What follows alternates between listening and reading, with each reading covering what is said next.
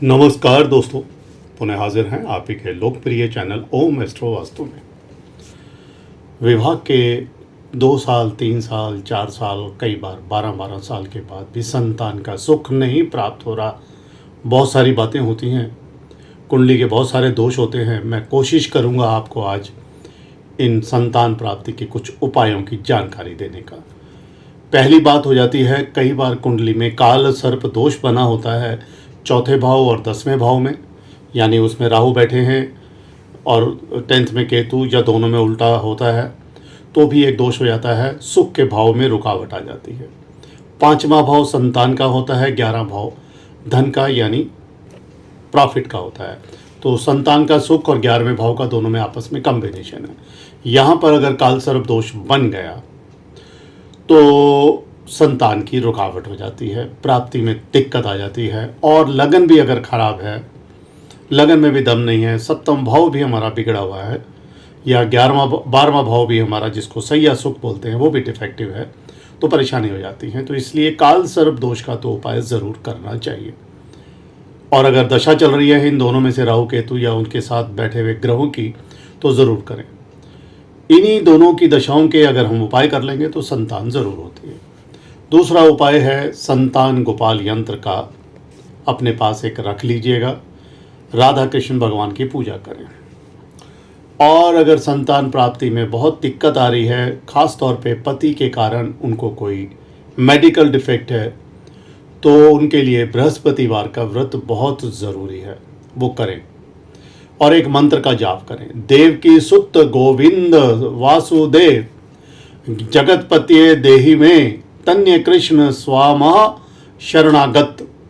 इसका जाप 11 बार करें, मैं लिख कर नीचे भेजूंगा।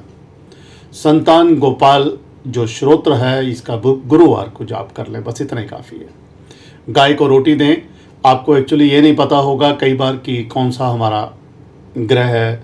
बहुत सारे लोगों को कुंडली नहीं मिलाई होती, डेट नहीं पता होती, कुछ नहीं पता होती। उनके लिए नवग्रह शांति का एक उपाय बता रहा हूँ।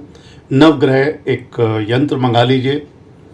नवग्रहों का एक मंत्र होता है, ये मंत्र भी मैं आपको नीचे लिख कर दूंगा।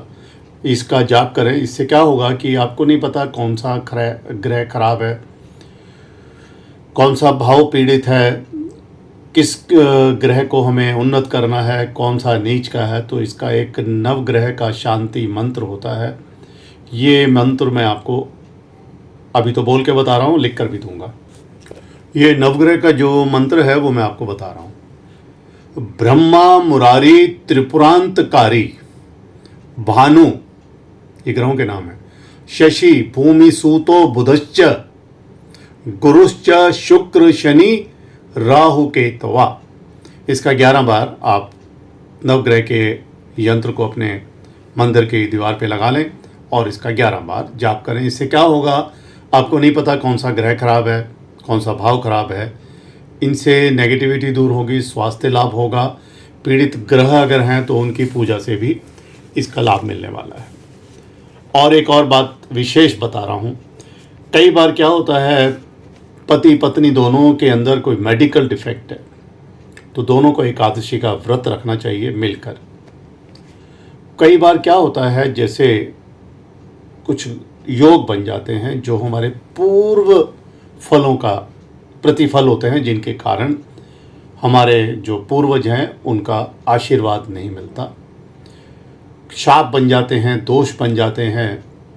सबसे मुख्य दोष जो बनता है कुंडली का, वो बनता है गुरु चांडाल योग।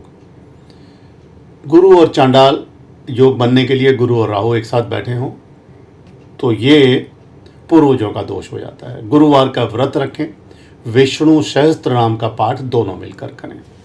दूसरा दोष होता है शनि और राहु बैठ गए, शनि और मंगल बैठ गए, चंद्रमा और शनि बैठ गए, और ख़ास तौर पे 5वें भाव में या चौथे भाव में गुरु चांडाल योग भी चौथे या 5वें भाव में बन रहा है, तो बहुत दिक्कत हो जाती है। शनि भगवान का आपने अभिषेक करना है सरसों के तेल से, कटोरी से कीजिएगा, कभी भी बोतल से नहीं करना। और अभिषेक करने के बाद, उससे पहले आपने दीपक जलाना है और जो शनिदेव के ऊपर वस्त्र वगैरह, हार वगैरह जो भी है, जनेऊ, इनका करना है। और उसके बाद शनिदेव को सरसों के तेल से अभिषेक करना है। ओम संग श्री शनिश्चराय नमः का 8 बार जाप करते हुए अभिषेक करें। हनुमान चालीसा का पाठ करें। और एक मुख्य बात, कुंडली में पितृदोष बने होते हैं, 9वें भाव में बैठ गए, राहु शुभ ग्रहों के साथ बैठ गया, 7वें में बैठ गए, 5वें में हो गए, तो आपको नहीं पता होता क्या दिक्कत है, क्या कारण है। लेकिन ये पितृदोष बहुत बड़ा दोष होता है। पितरों का आशीर्वाद नहीं मिलता, और दोष कब बनता है, जब हमारे पितरों का सही से तर्पण ना हुआ हो। तो आपने कुछ नहीं करना, इतना तो नहीं कर सकते आप। अमावस्या को किसी गरीब स्त्री को भोजन करा दीजिए, या किसी पुरुष को भोजन करा दीजिए। अमावस्या के दिन विशेष होता है, दिन में कराना है, शाम को नहीं कराना। देखिएगा, प्रभु ने आशीर्वाद दिया तो आपकी संतान ज़रूर होगी। कोई विशेष जानकारी की आवश्यकता है तो हमसे आप मिल सकते हैं।